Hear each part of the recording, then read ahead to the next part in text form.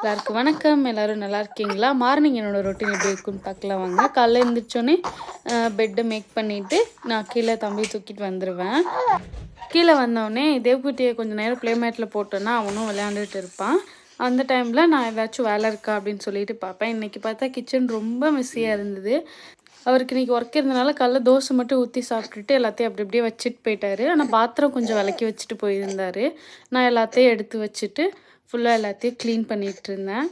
க்ளீனிங்னா ஃபுல்லாக முடிச்சு வச்சுட்டேன். அதுக்கப்புறம் எனக்கு தோசை ஊற்ற ஸ்டார்ட் பண்ணிட்டேன்.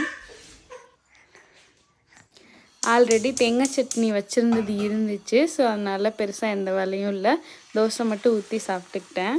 மோஸ்ட்லி என்னோடய காலை பிரேக்ஃபாஸ்ட் வந்து ஈஸியாக என்ன செய்ய முடியுமோ அதுதான் இருக்கும். லைக் உப்புமா, கருப்புளுந்து பால், போரச்சு, இல்லைன்னா ட்ரை ஃப்ரூட் ஜூஸ் இப்படி தான் இருக்கும்.